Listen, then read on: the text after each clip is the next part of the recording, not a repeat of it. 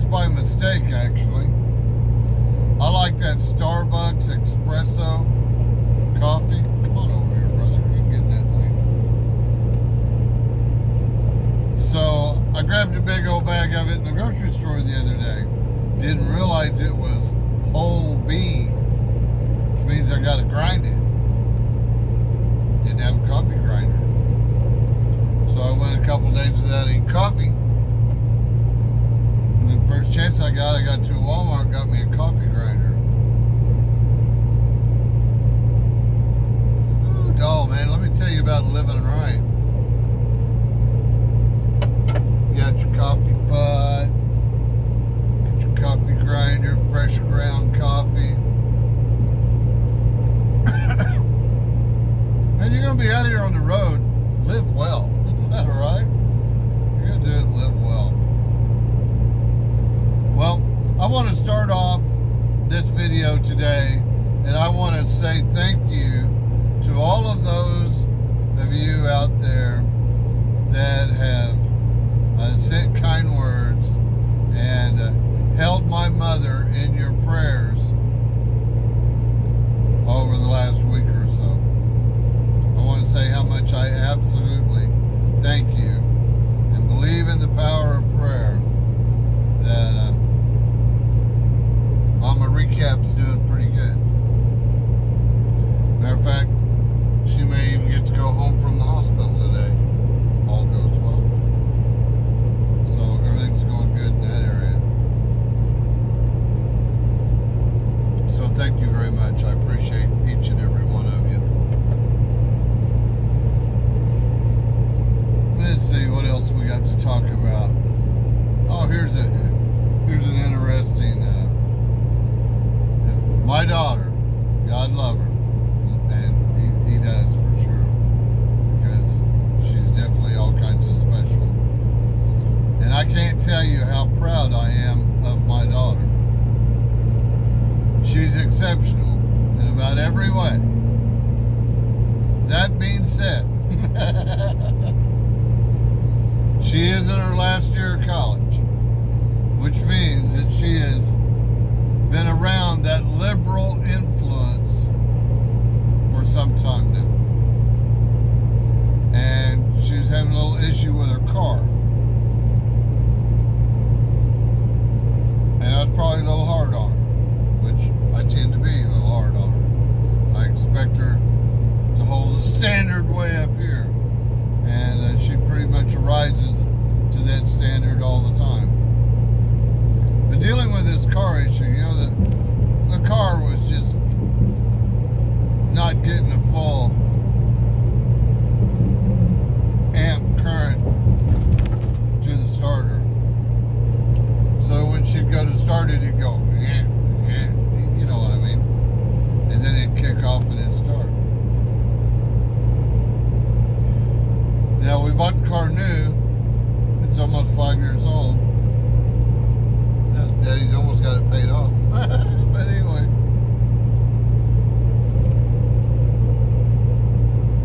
So it's probably due for a battery, right? Now, even though it's probably due for a battery, the battery will solve the problem. In this situation, the first thing you do before you do anything else is you clean the battery terminals. Battery terminals may not have been cleaned in 5 years. That could be the whole problem right there, just dirty battery terminals.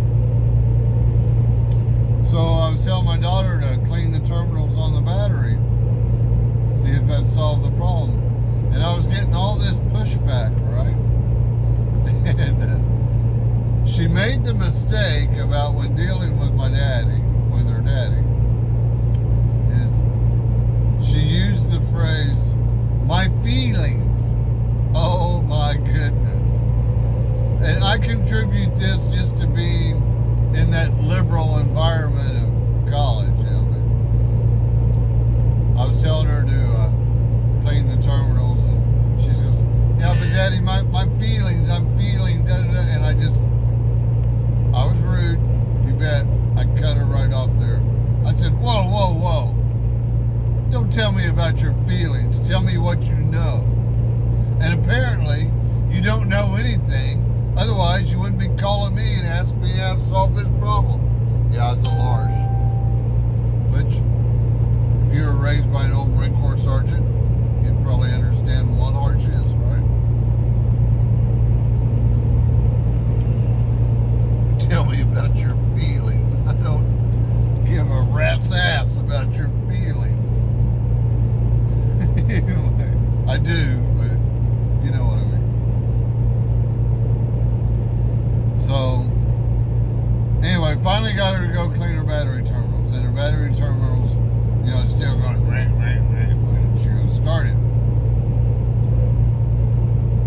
Now, I don't know if after she cleaned the battery terminals that she actually let the car run for 15 minutes to see if she could charge the battery or what. So, anyway. You know, this is the deal about being OTR. I needed to be home to teach my daughter how to deal with a weak battery, dirty battery connections, possible bad alternator, possible bad starter. I needed to be there to show my kiddo how to do this. Wasn't there.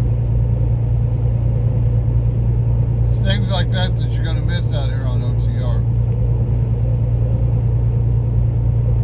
But on a happy note, I am on my way home. Yeah.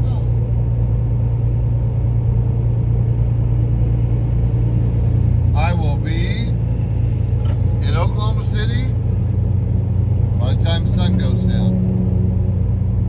Yeehaw. Back home. And what is today? Thursday? Saturday, my daughter got me tickets to the OSU homecoming game. So, gonna go to Boone Pickens Stadium, watch OSU play ball Saturday afternoon. We might do the homecoming walk around in the Greek life down around Sorority Row tomorrow night. And as soon as I get done doing those festivities with my daughter, I think I'm going to rent me a car and run up to the Panhandle. Spend a day or so with my mother. Hopefully she will be out of the hospital by then. My nephew and my sister are going to go up and stay with Mom and take care of the household chores and the chickens and all that good stuff till Mom gets back on her feet. So we got all of our bases covered.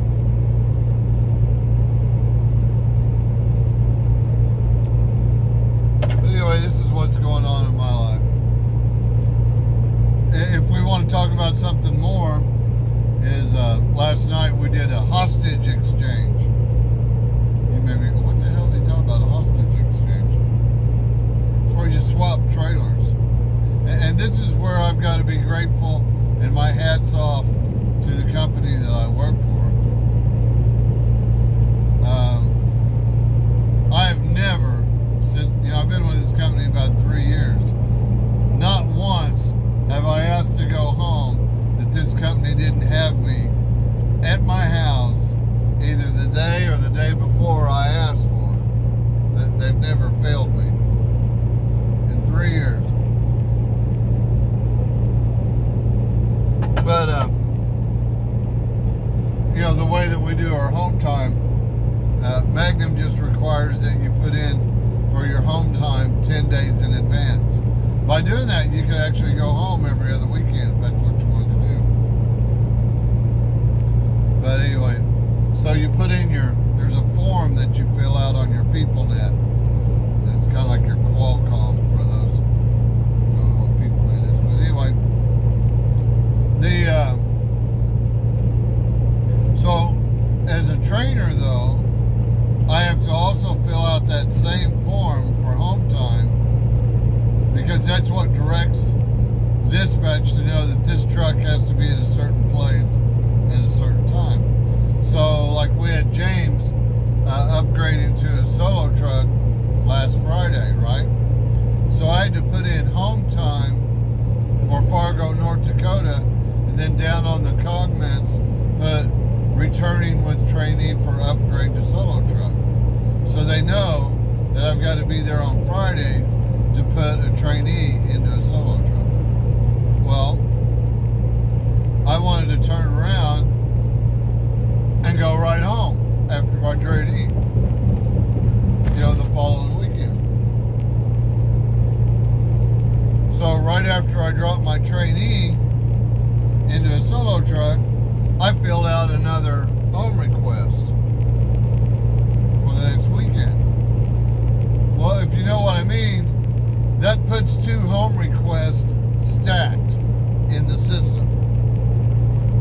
I understand the dispatchers are only looking at what's on top of the stack. Nobody caught the fact that I was going to drop a trainee in Fargo and then I was going to go home to Oklahoma 7 days later. Until I was sent a load going to Tennessee, and I called my dispatcher, Jen.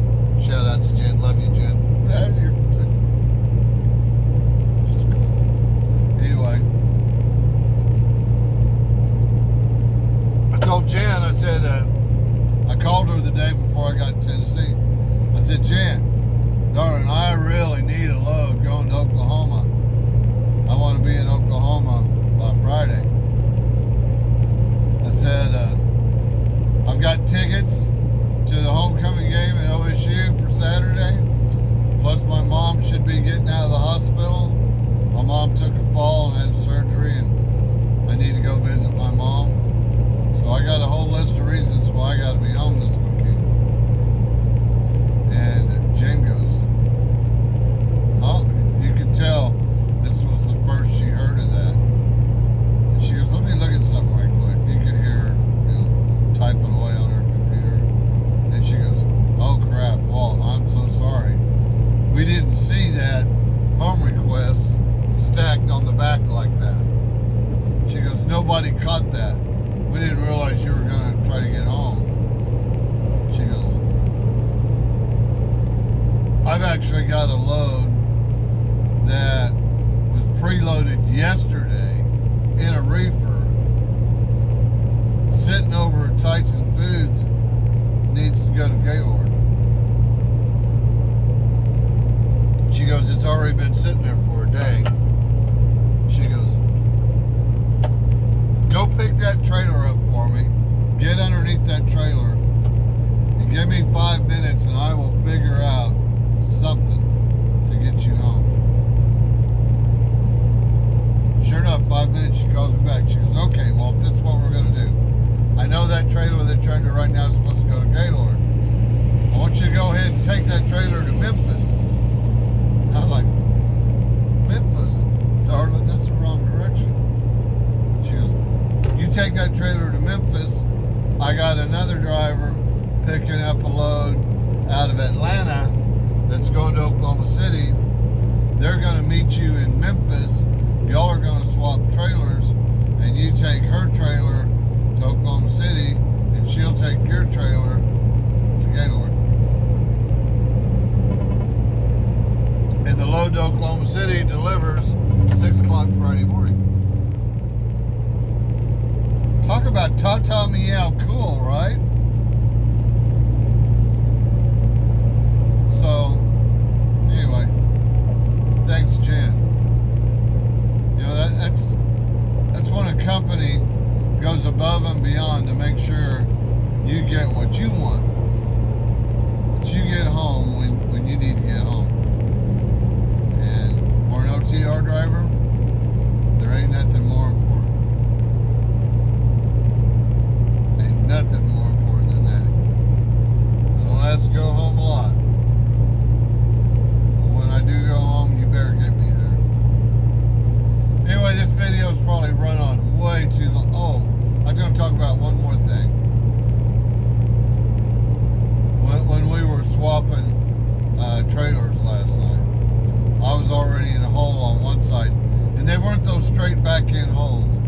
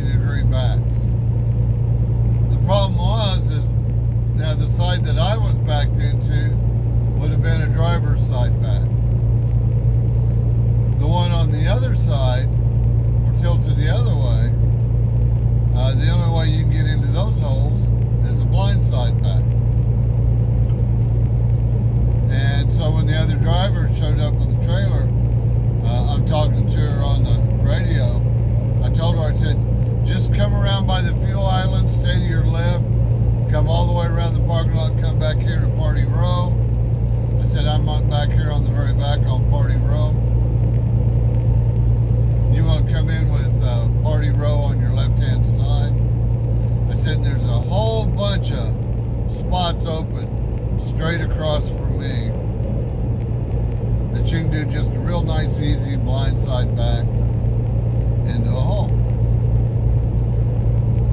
And she goes, okay, what truck number are you in? And I tell her, and I said, I tell you what, I'll put my 4-ways on, so when you come around the corner, you can find me real easy. Anyway, come on over here, Brian, get over here.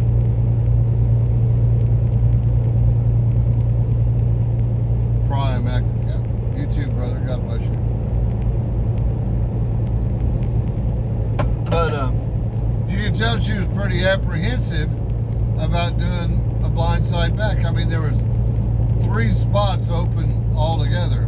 I mean, couldn't ask for an easier place to do a blindside back. But I could tell when I was talking to her, she was a little apprehensive about doing that blindside back into that hole. So I told her, I said, just drop the trailer right where it is. I said, well, first of all, I said, either you can take this trailer down, cut a U-turn down there, drag it back in here and do a blindside into that hole. And I could tell the look on her face was like, you're high as hell if you think I'm going to do that. I said, or you can just drop it right here where you're at, and I'll drag it around there and flip a 180 and do a blindside in the hole. I could tell that was a much better plan. I thought it was funny. So that's exactly what we did. So we swapped trailers that way. Her sitting in the hole that I was in and dragging hers out of the alley. Anyway, so I did just that. Got underneath that trailer, flipped a 180-degree U-turn at the end of the row, come back down, set up for a blindside back, backed it right into a hole. Then we had to swap paperwork, right? And we got paperwork. I said, now wait a minute. I said, you better make a comment.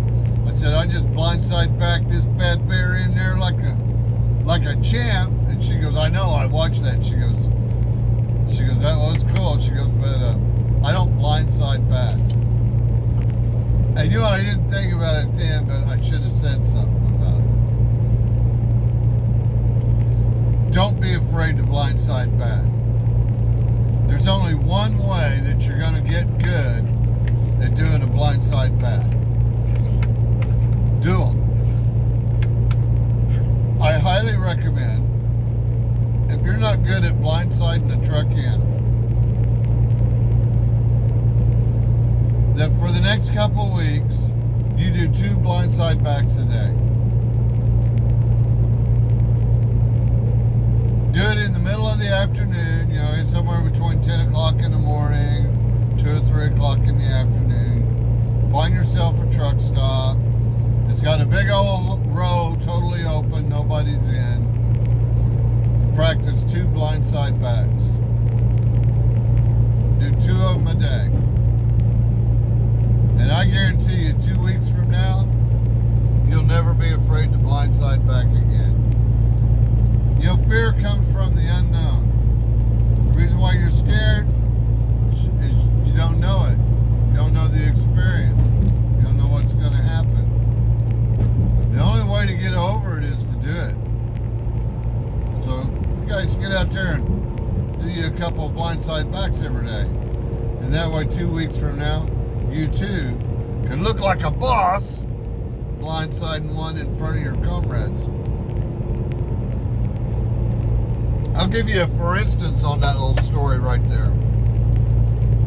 Me and James, where were we?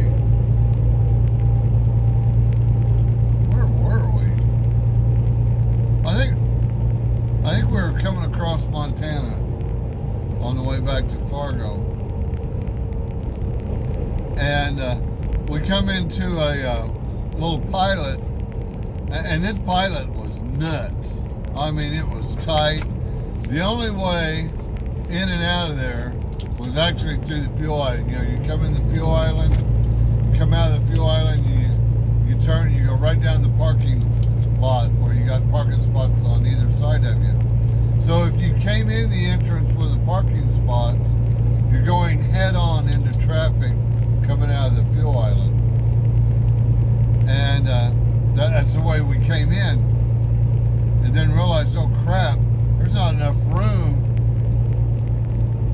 on the other side in front of the fuel island to do a 180 and come back the other way.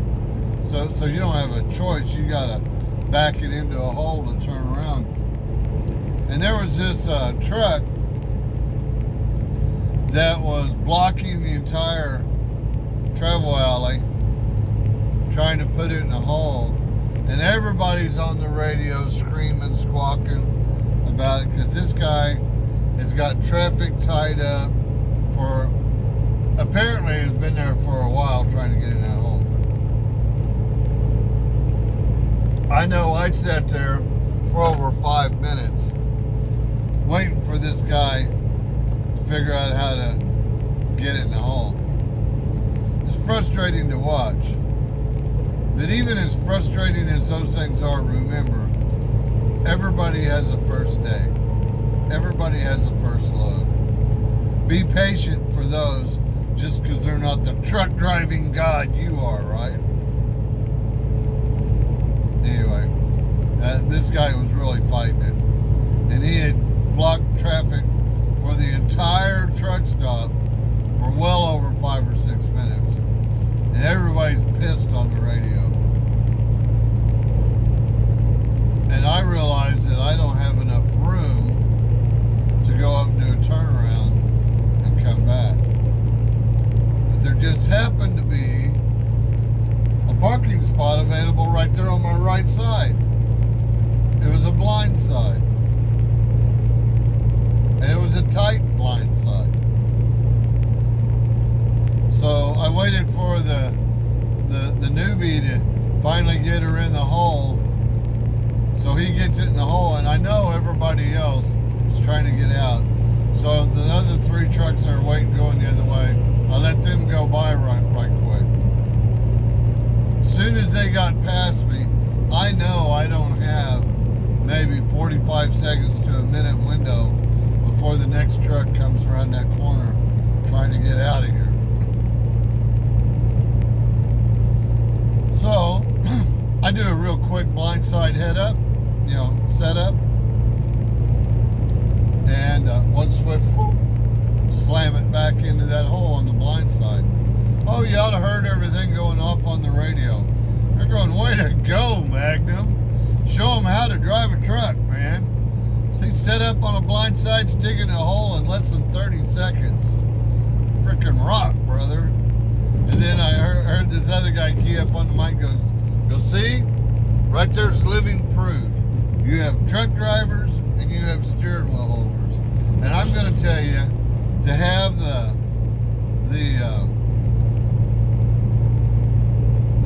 attaboys from my fellow drivers that watched that meant the world, man.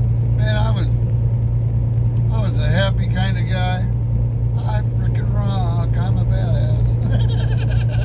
The rest of the day, right? And the fact that they all gave me kudos for it over the CB made me really feel good. Anyway, so the moral of the story is, don't be scared of a blindside back. Don't ever say, I don't do blindside backs. Say, I'm not experienced with a blindside back. I'm not very good at a blindside back. But never say, I don't do a blindside back. Get out there and practice. Do 2 of them a day for the next 2 weeks. And you too will blindside like a boss. Anyway, video's gone way too long. Y'all have a great day. I'm on my way to Oklahoma. Woohoo! Anyway, remember, you too can change the world. All you gotta do is be nice to each other. Bye-bye.